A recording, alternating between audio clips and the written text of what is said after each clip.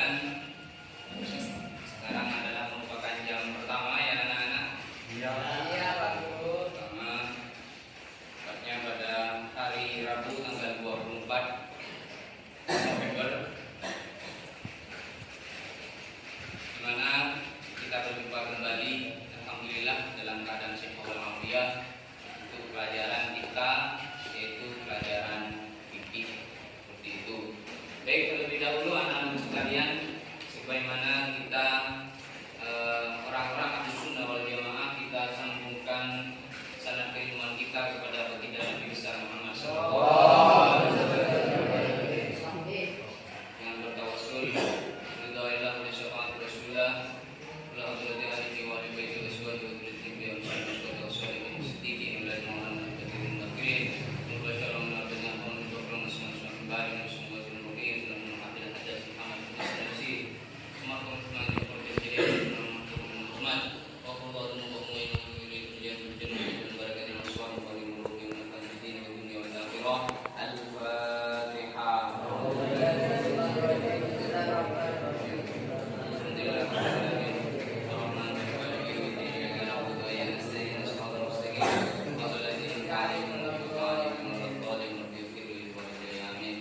Baik, Mas Miftah dipimpin doa istighfar.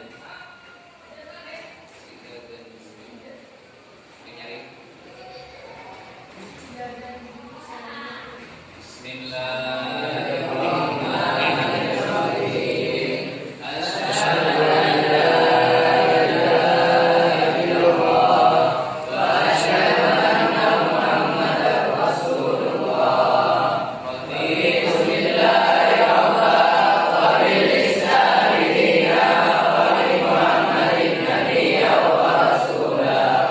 Rabbi shrah li sadri wa yassir li amri wahlul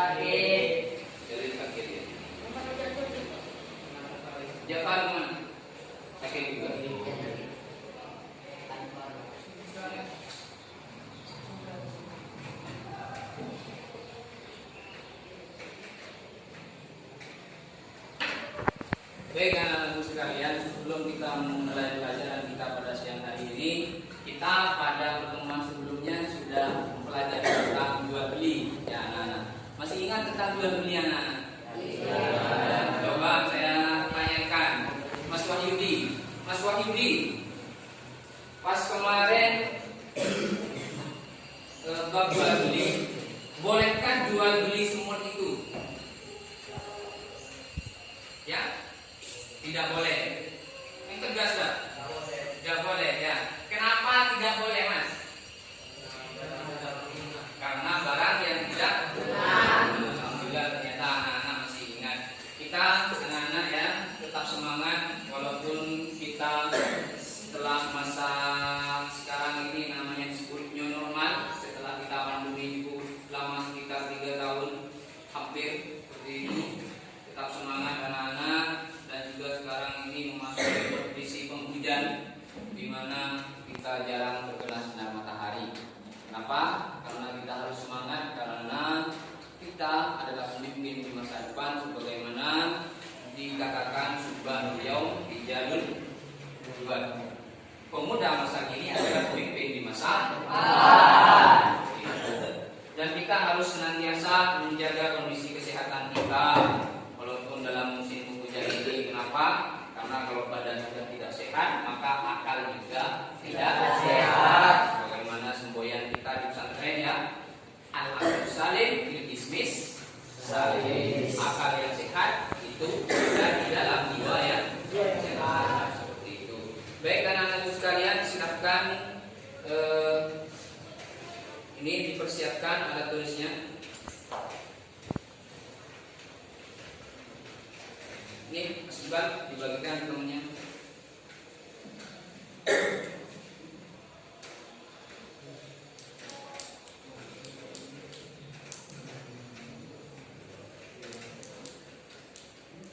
Di mana Bapak Guru sekarang yang akan kita bahas adalah tentang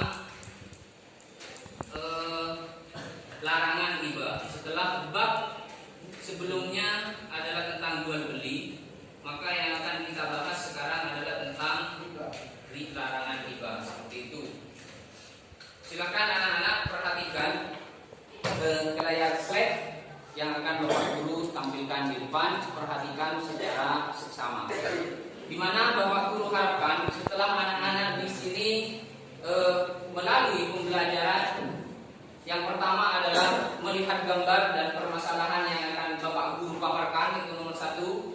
Anak-anak dapat menguraikan pengertian riba dengan tepat. Dan selanjutnya setelah melihat penjelasan PPT atau PowerPoint ini, anak-anak juga dapat mengaitkan ayat-ayat tentang larangan riba. Dan kemudian selanjutnya anak-anak juga dapat yang ketiga di situ dapat membandingkan macam-macam riba dengan teliti.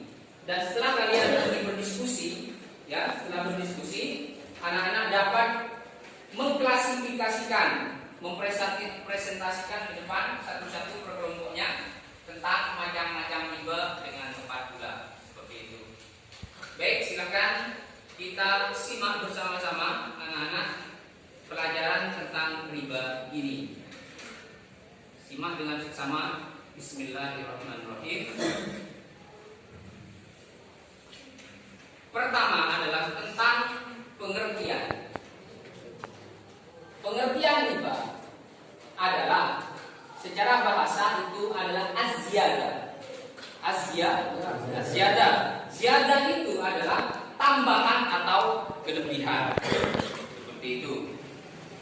Di mana menurut istilah ahli fikih, riba itu adalah penambahan pada salah satu dari dua ganti sejenis tanpa ada ganti dari tambahan tersebut.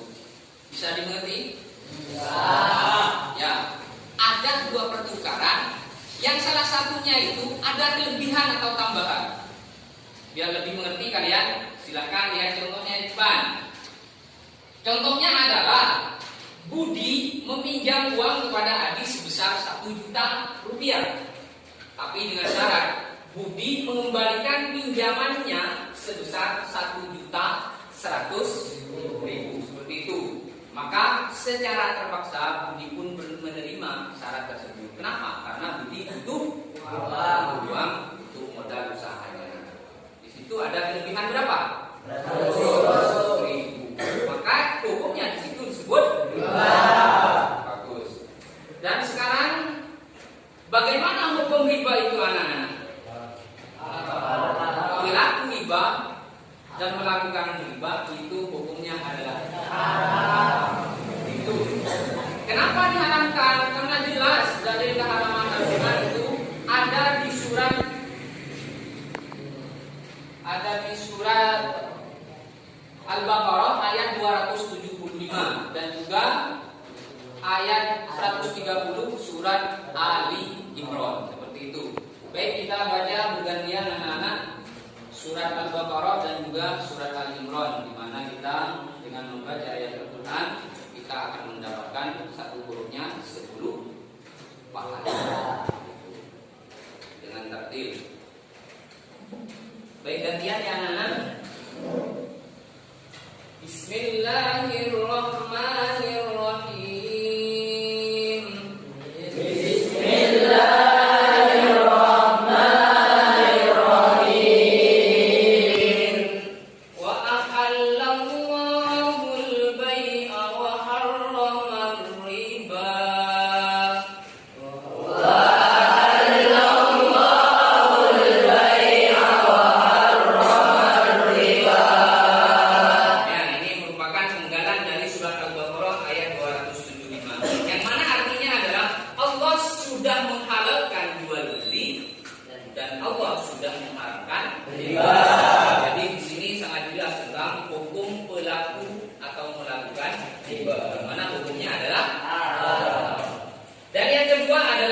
Surat Al-Imran ayat 130. Kita lanjutkan baca bersama-sama dan dengan saya.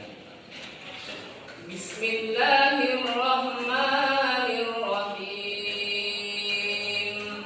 Bismillahirrahmanirrahim.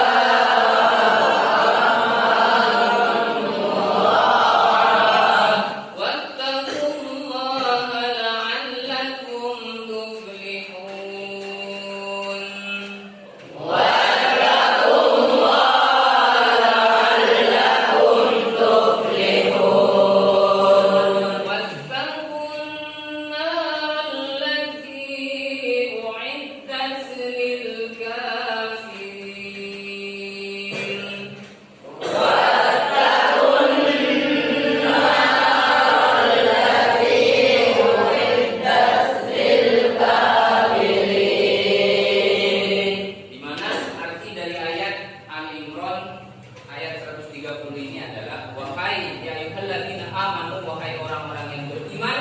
la ta'kulur riba riba, janganlah kalian memakan riba dengan berlipat-lipat.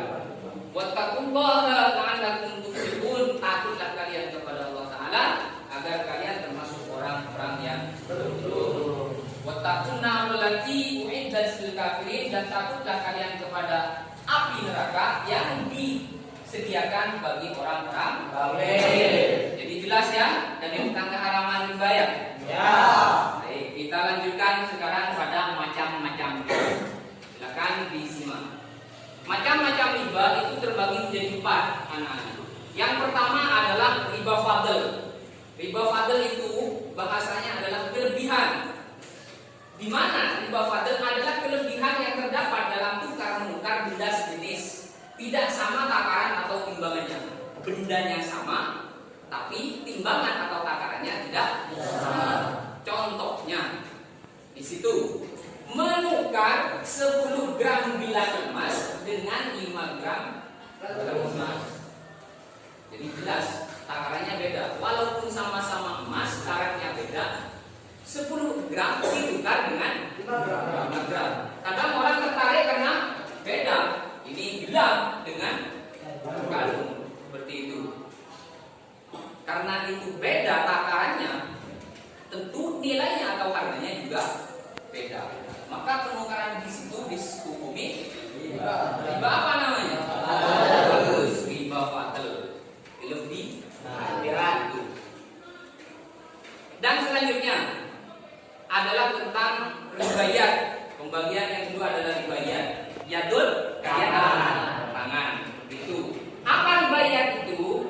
Ribayat adalah perpisahan dari tempat akan jual beli sebelum serah terima barang antara penjual dan pembeli. Seperti itu. Contohnya adalah seseorang membeli 1 kuintal beras, setelah dibayar si penjual langsung pergi. Sedangkan berasnya dalam karung belum ditimbang, cukup apa? Seperti itu. Misalkan saya bilang, Mas, saya beli berasnya 1 kuintal.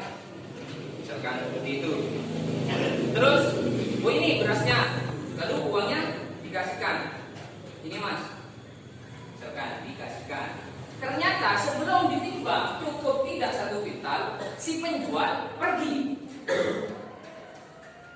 Berarti ini belum kesat, namanya yang disebut dengan serah terima. Kadang setelah ditimbang dalam 1 karung itu tidak nyampe 1 kuintal, seperti itu. Maka di sini dihubungi riba, riba ya, seperti itu. Dan pembagian riba yang ketiga, bisa dilanjut ya? Bisa. Riba yang ketiga adalah riba nasi'ah. Di mana riba nasi'ah artinya adalah tumbuh. Secara bahasa riba nasi'ah adalah riba yang terjadi karena isyarat adanya tambahan pembayaran hutang apabila telah melunasi. Dengan lihat ilustrasi itu anak-anak mungkin tidak ngerti. Contohnya agar lebih penting. Seseorang menghutangi uang dalam jumlah tertentu. Seperti itu. Subhanallah. Maaf. Misalkan seseorang menghutangi uang dalam jumlah tertentu dengan batasan waktu 1 bulan. Apabila lewat 1 bulan, maka dikenakan bunga. Seperti itu. Ini terjadi di masyarakat kita ya. Iya. Seperti itu.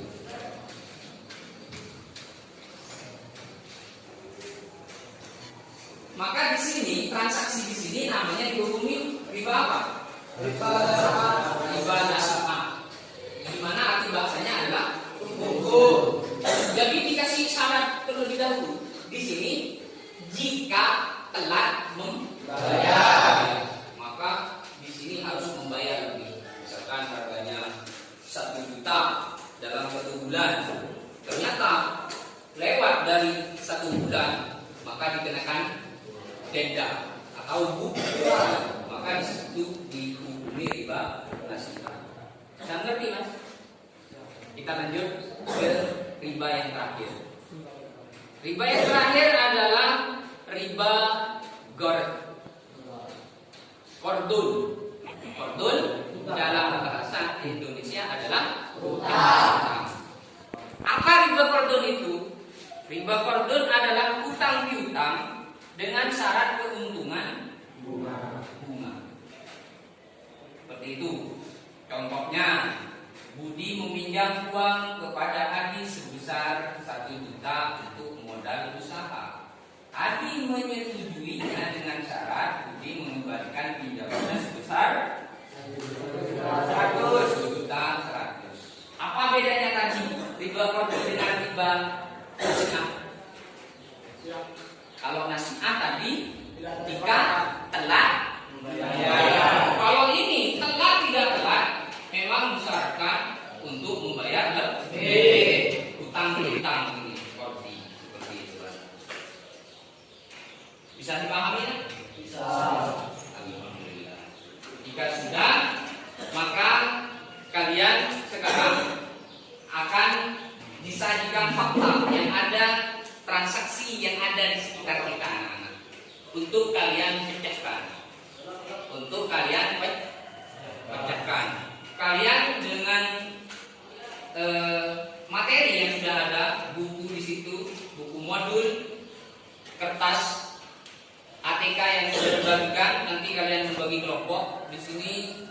PBL atau problem based learning, di mana anak-anak yang ini nanti dipecahkan fakta yang terjadi di sini termasuk riba atau bagaimana. Di mana fakta yang ada di perkampungan kita adalah di daerah Bondoso di antaranya adalah ada orang yang menjajakan barang pecah belah. Tahu pecah belah ya? Ya, alat rumah tangga itu dengan bawa motor atau mobil biasanya. Orang tersebut biasanya dikenal dengan Pak Mindring. Tahu Pak Mindring? Ya. Pak Mindring. Barang tersebut bisa dibeli dengan cash atau kontan atau dengan cicilan. Di mana cicilan itu 1 bulan atau lebih. Tapi jika membelinya dengan cara dicicil, maka harganya lebih tinggi. Begitu. Kalian nanti diskusikan. Ini fakta yang pertama. Fakta yang kedua, kita di pedesaan kan ya. Di pedesaan terjadi kebiasaan menjual singkong, terus menjual kacang tanah dan lain-lain. Padi juga dalam sebidang tanah atau sawah yang masih belum dicabut dari dalam tanah. Ini disebut dengan istilah tebus, bahasa Maduranya ya. Bahasa Maduranya tebus atau bahasa Indonesianya borong. Secara garis besar ini terjadi jual beli barang yang belum terlihat barangnya. Seperti itu. Silakan kalian bentuk kelompok kalian. Ini yang ada berapa soal? Coba berhitung, beri kamu 1, 2, 3, 4. Ya, cukup. Kalian bentuk jadi 3 kelompok ini cukup. Ayo, 3 kelompok ini masih baru. Yang paling kanan bentuk jadi 3 kelompok ya. Silahkan diskusikan sesuai dengan materi yang ada yang saya paparkan barusan di situ. Sebelumnya ya sudah terbentuk kelompoknya, bagus. Kalau jika ada yang belum dimengerti, silakan bertanya terlebih dahulu. Siapa yang bertanya? Yang mau tanya?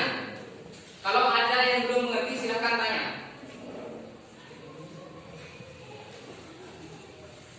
Yang tanya angkat tangan. Jika ada yang belum mengerti, silakan tanya.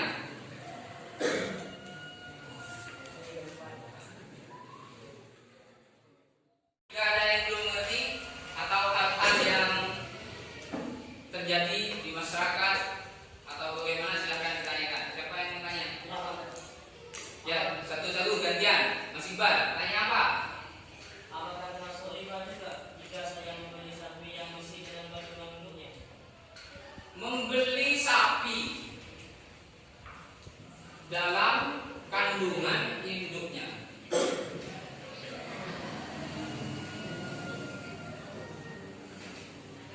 Sapi yang belum lahir, seperti itu.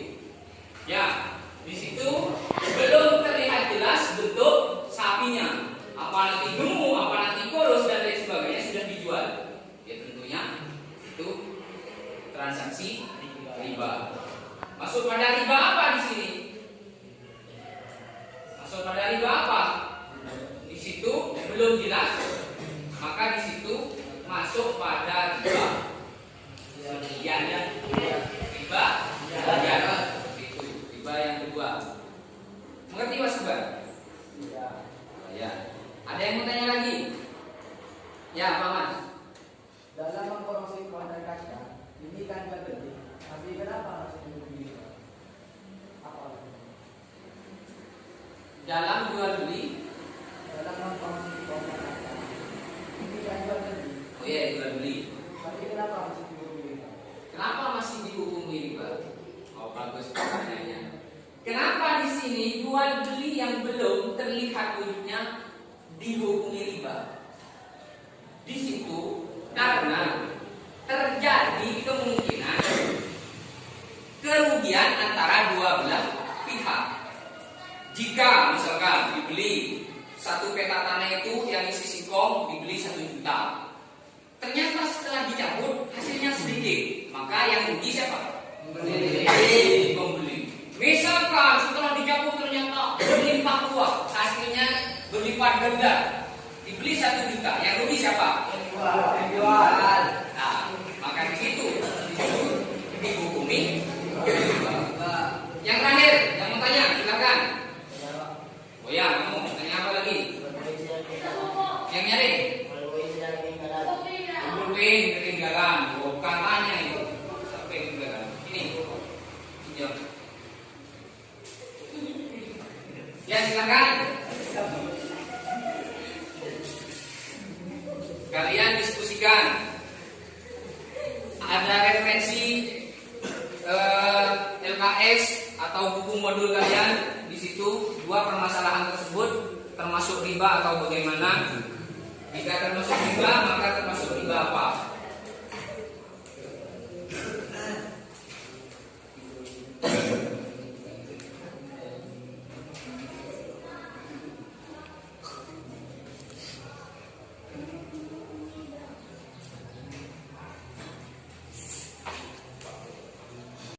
Waktunya sudah lebih dari 10 menit. Selesai sudah ya anak-anak? Silakan yang mau presentasi duluan. Ini grup berapa? 1, 2, 3. Yang mana dulu? Silakan yang sudah duluan presentasikan. Tidak usah malu-malu. Grup berapa? Ya? Kelompok 2. Silakan maju ke depan.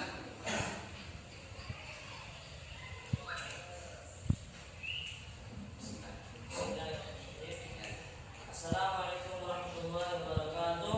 Waalaikumsalam warahmatullahi wabarakatuh. Setelah mencermati dan diskusikan fakta yang kedua tentang fenomena tunggal atau borong, yakni membeli singkong, kaca, dan lain sebagainya yang sejenis, yang masih belum dicabut dari dalam tanah. Setelah kami tetapkan dengan definisi riba, ya, maka di sini terdapat kesamaan, di mana jual beli di sini belum jelas nampak jumlah atau takaran dari barang yang diperjualbelikan, sehingga kemungkinan terjadi kerugian pada salah satu pihak itu sangat mungkin terjadi. Maka transaksi tebas atau borong di sini tergolong pada riba yang sesuai hadis an Abi Hurairah an-Nabi annahu qala al-dhahabu bil-dhahabi wal-fiddatu bil-fiddati wal-bahru bil-bahri wasyairu bis-syairi wat-tamru bil-tamri wa mithlu bil-mali masalan qasdi sawa'un bi-sawa'in yada'u bi-yadi wa man zada aw astasqatu faqad riba. Yang arti dari sawa'un bi-sawa'in yada'u bi-yadi adalah harus sama baik takaran atau timbangannya, dan arti yada'u bi-yadi setelah terpakotkan setelah jelas ukuran barangnya. Sekian. Terima kasih. Assalamualaikum warahmatullahi wabarakatuh. Waalaikumsalam warahmatullahi wabarakatuh.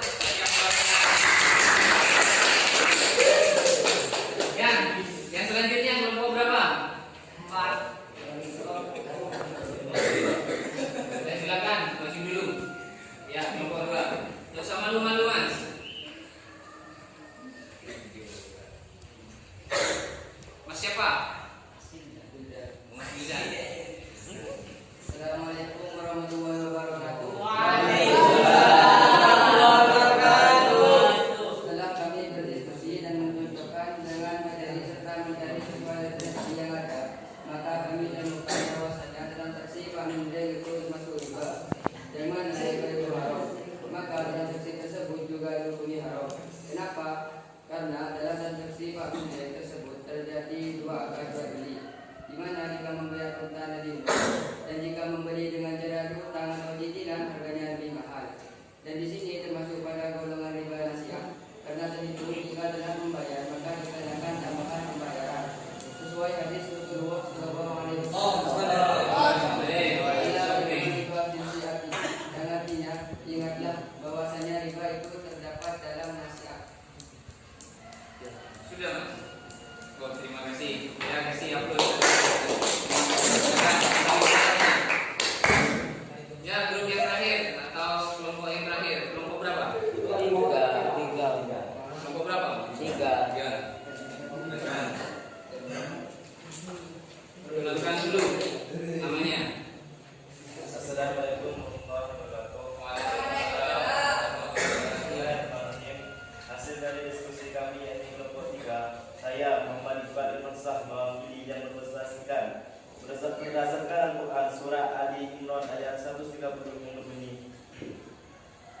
يا أيها الذين آمنوا لا تأكلوا الربا أضعافا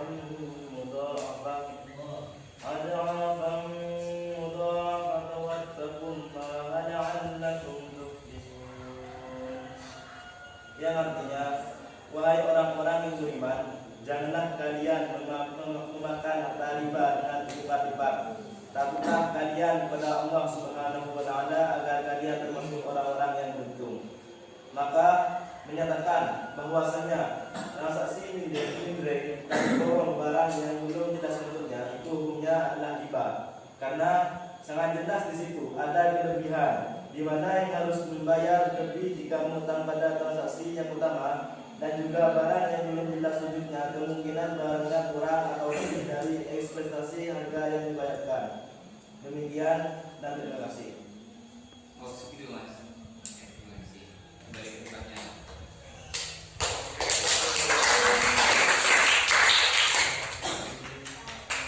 Baik, alhamdulillah tiga kelompok sudah selesai mempresentasikan hasil diskusinya ya.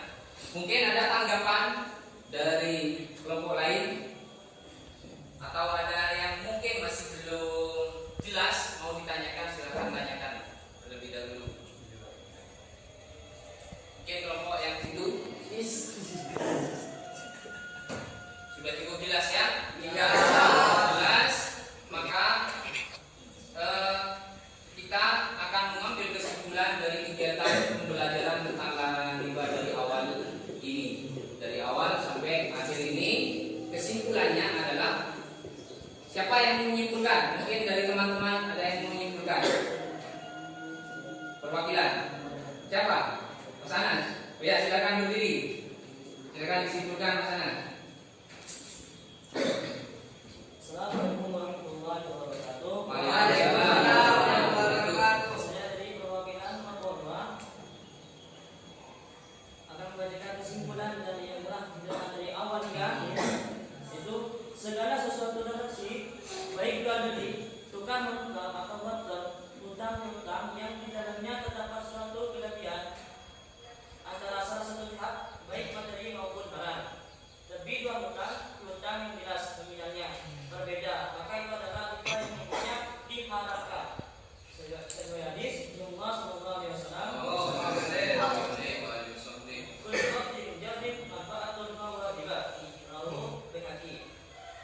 Jadi, saja utang piutang yang tidak mengambil manfaat atau utang atau untuk kelebihan, maka itu masuk riba. Sekian atas kesimpulannya.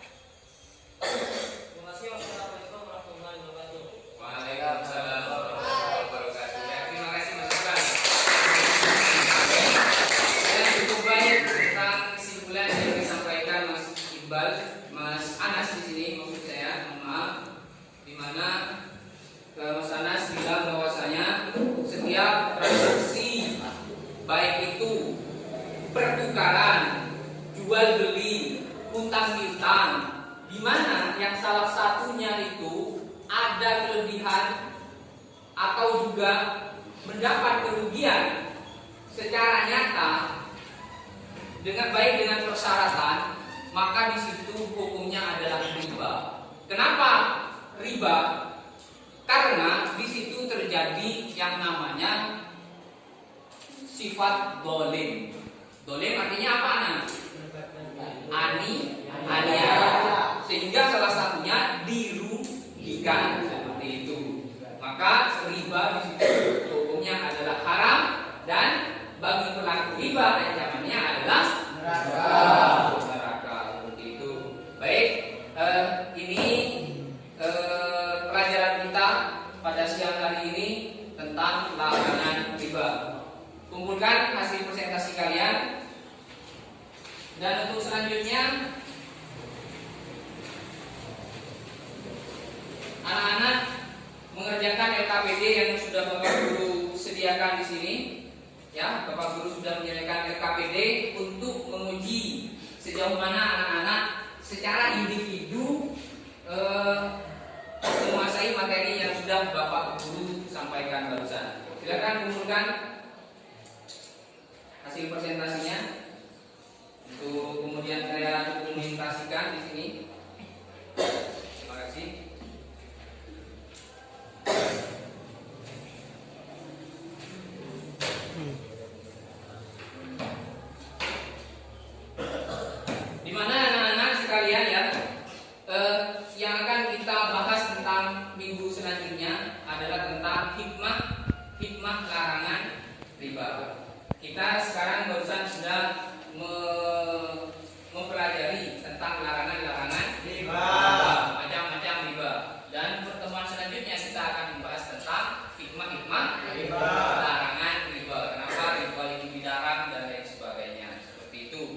Dan sebelumnya saya kasihkan LKPD ini untuk kalian kerjakan secara individu di pondok ya, di pondok masing-masing. Lalu kumpulkan besok ya, tepat waktu besok ya.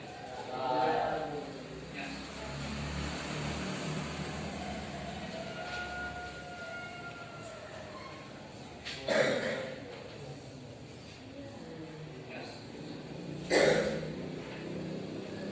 Dikasihkan ke teman-temannya satu lembar.